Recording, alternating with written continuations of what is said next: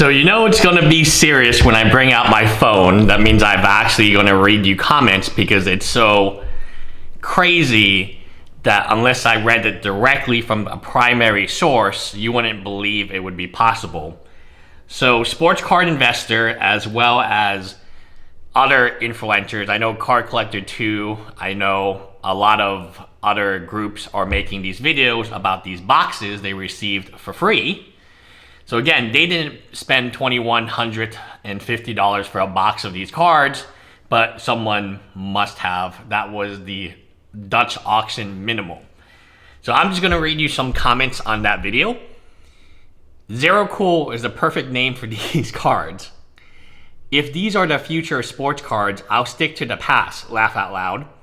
I would have been disappointed opening this pack if I bought this pack for 25 cents when I was a kid, let alone $2,000 as an adult. Glad I passed on this. This is a niche that I don't see myself spending money on. I am sad to see it looks like sports cards industry is becoming more and more about big money and cutting the kid in all of us that allows everyone. So if this product is for kids, then how's it, why is the minimal spend $2,100?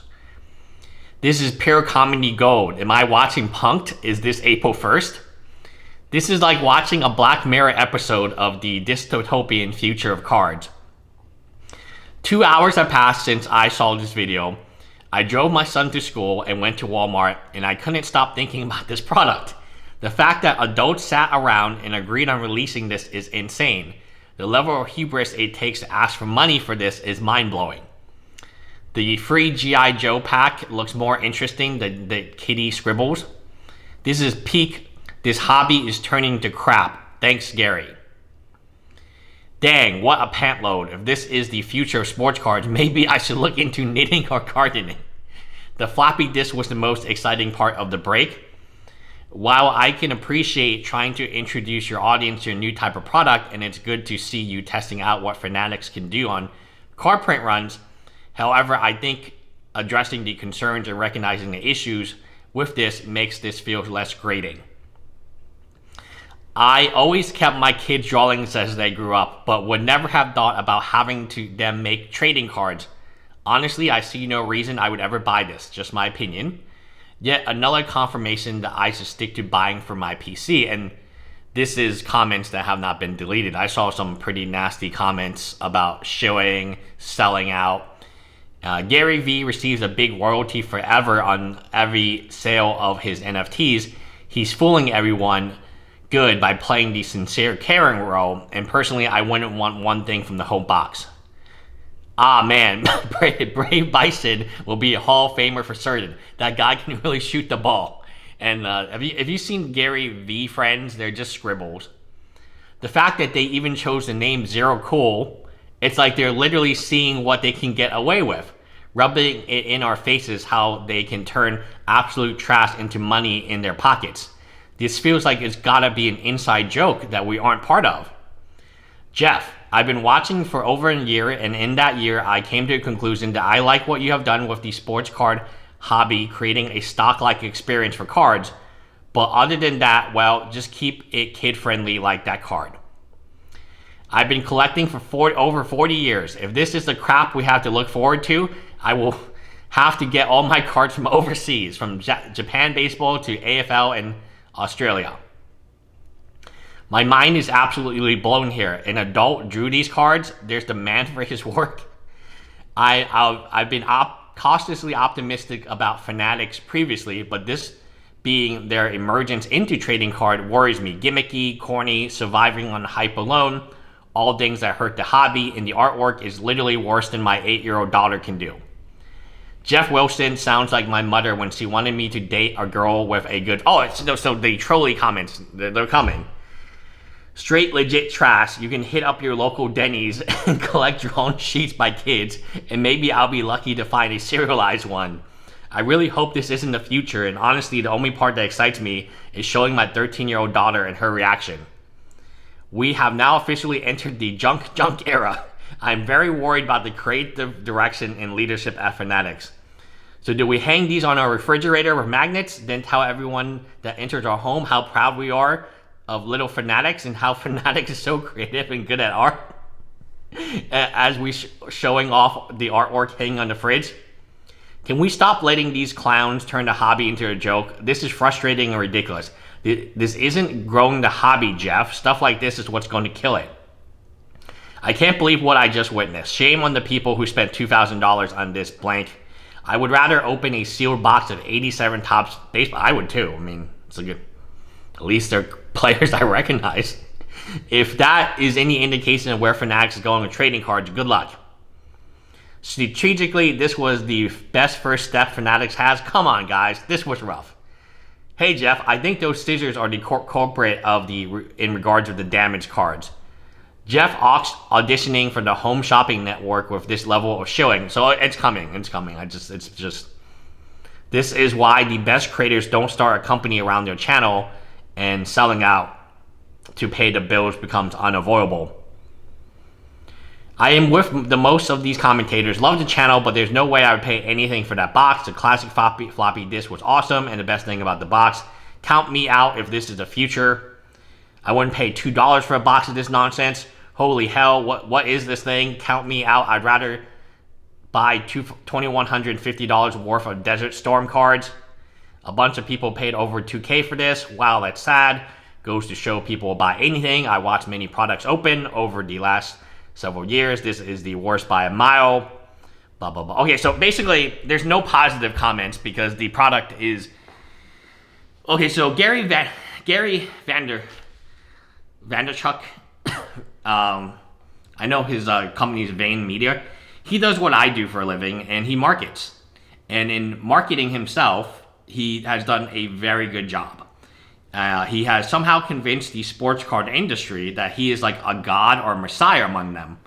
And these people, these content creators, they're so ready to sell out. And I saw another video by Jeff today where he's defending it, and the people on the channel seem very angry. They get their fists are shaking in anger that anyone would dare contest this $2,100 product. And they say, oh, if it's not for you, well, don't complain about it. And again, they seem very angry, and they seem to be blaming the audience for their reaction, as if you don't like it, then don't. It's kind of like Bambi, right? Thumper, there's a character. If you can't say something nice, then don't say something at all. Here, it's a little bit suspect. So I can tell you about the gaming MMO. Whenever you have NFTs approach, a group, the group has two decisions: either to let the NFTs reign in, and then now we're just trading NFTs all the time, or to block it. To say, you know what, we as a group are going to take a stand against this low quality, it's not even an NFT, it's honestly a card of a NFT for $250, $300 a card. And I think that's what the community is doing right now. So I read you some comments, you can kind of get a flavor. There's another video defending his choice and defending this project.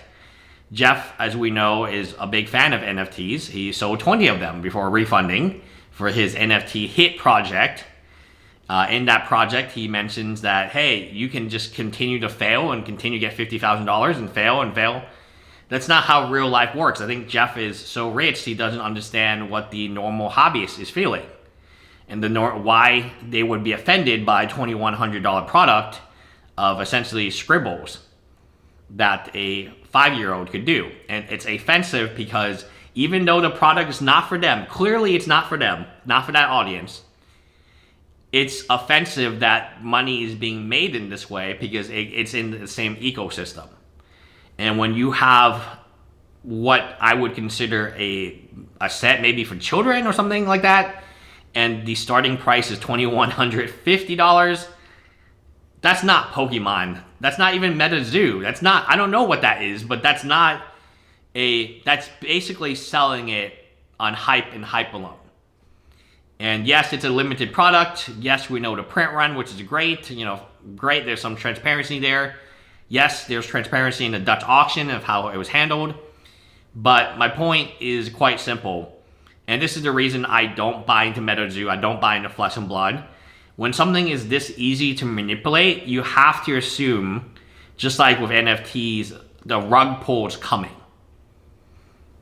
Because you don't have any control of this product. You don't have, they could print a second edition of it, a third edition of it. You know, even if this product somehow was attractive to people, which I don't know who those people would be, but they can get the rug pulled right underneath them, because that's what NFTs have done. This is what a lot of NFTs, and this is why people complain about NFTs. I own an NFT company. I never sell my NFTs. I never will sell my NFTs. I just view them as a kind of a cool thing to collect on my phone. And they're all digital. They're all about my company, RunRex. I'm in the same industry as Gary Vee.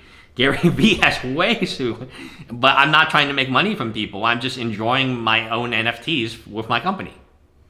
So I don't plan to ever sell them because they have my company logo everywhere. They're just things that I enjoy and my employees enjoy having. So I'm not trying to make money. So when people are trying to do a cash grab, that's what's offensive.